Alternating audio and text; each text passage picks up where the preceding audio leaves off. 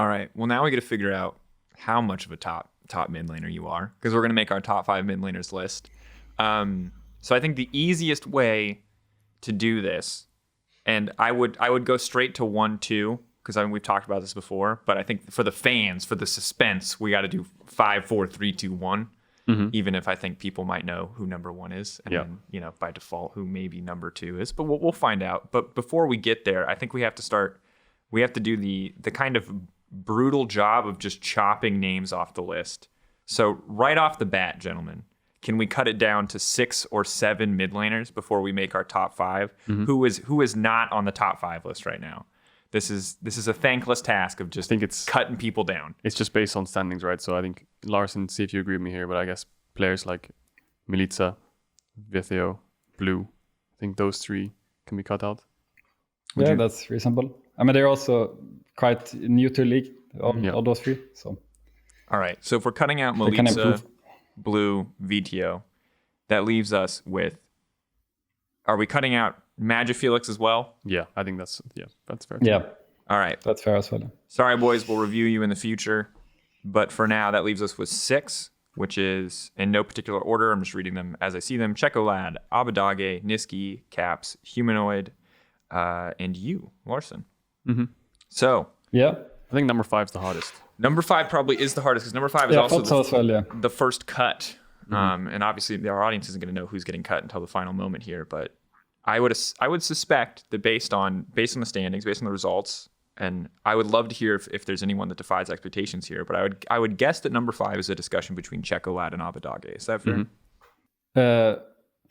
I mean, I would probably take Abbedagge. Yeah, Checolad is also one of these rookies, so can improve a lot. But for now, Abbedagge is definitely better. And then do I keep going off the list? No. I think too hard. We can go number 5. Yeah, I would love. We can get through your full list too, but I would love to know on the Abbedagge point, because I think that it's hard to cut through the faker Dogge memes to figure out how people actually rate this player. Because last split there was so much praise for him on stage. Perks was one of the ones who was really adamant about calling him faker Dogge. It seems like he was also just like monstering people in scrims. When you look at like the distance between Abbedagge, who's currently our 5th place player, and players at the top of the list, like how much of a gap is there? Is like Abbedagge very like neck and neck with the players who we're going to place above him, or is Abbedagge maybe a little bit outside of the top 4 or the top 3? I mean, it's not a huge gap, obviously. I mean, every player in the LEC is a good player, and everyone is talented, so there's not going to be huge gaps. But there's definitely a gap between Abbedagge and like top 4, I think. That's for sure what I think. But also, I'm making this list, but I haven't won anything, so it's a bit cringe for me to make this list. I don't think so. I haven't won a trophy. I haven't won anything. So. Yeah, but just because. But I will say what I think. Yeah, that's all it is. Having an opinion, right? It's having an opinion. And it doesn't matter how much weight's on that opinion. An opinion is opinion, right? I mean, there is a little bit of weight because you did finish 1st place in Summer Split. So also, you're a good mid lane. And you're a very, very good player. So I think teams in first, tied technically. Don't be afraid of the weight behind your opinion. I think it's just based on an opinion, right? Yeah, because no matter what you say, you're gonna get roasted. People are just gonna roast you no matter what. So just tell us what you think. Exactly. Whether you have one or not, you're probably gonna get roasted anyway. So yeah, 5th place. What do you think for 4th place? And if you think it's quite click, like, are you thinking Humanoid there? Actually, this is the hardest on the list. I think the 3-4 place. I think it's between Nisqy and Humanoid. Yeah, obviously. What do you think? And I mean, probably right now, based on stage games, I would say Humanoid 4 and Nisqy 3. But Humanoid is a very talented player, but he is just inting a bit too much. Has very weird deaths sometimes.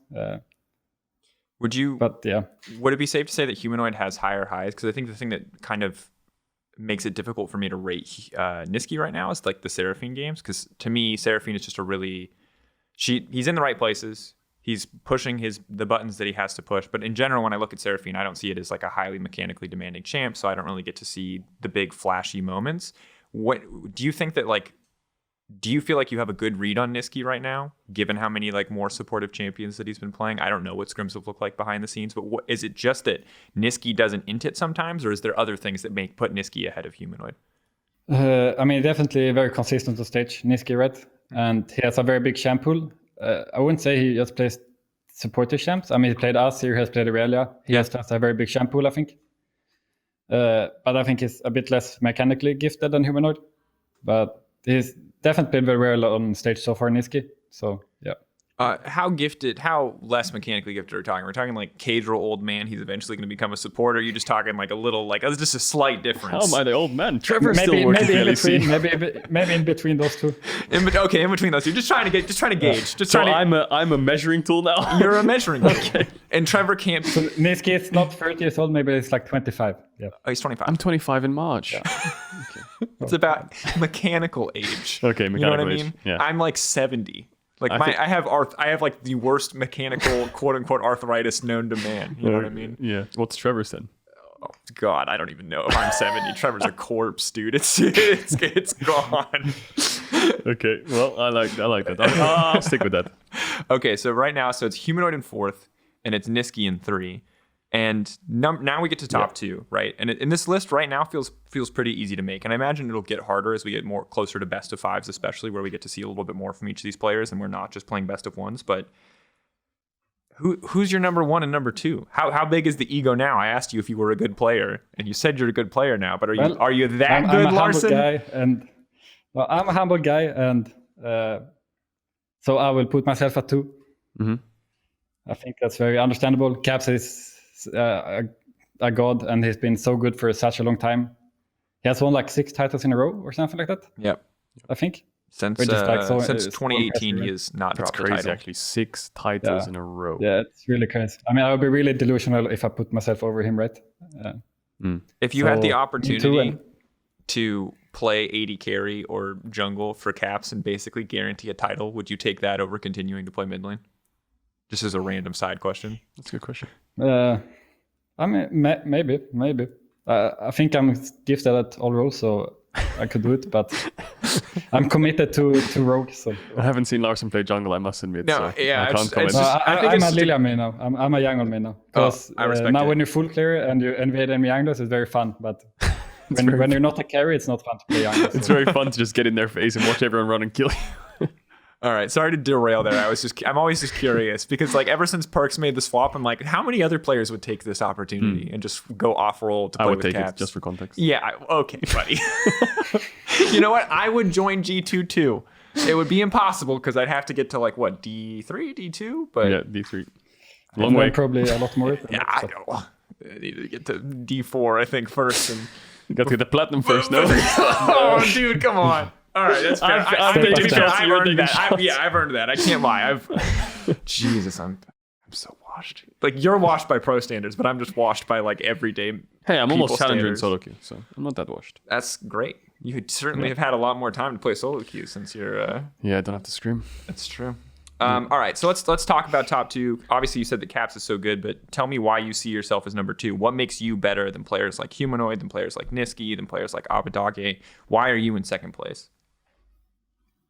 I don't know what to say about it. I think I'm better, right? That's why I put myself over them, because I think I'm better. I think so. That's the simple answer.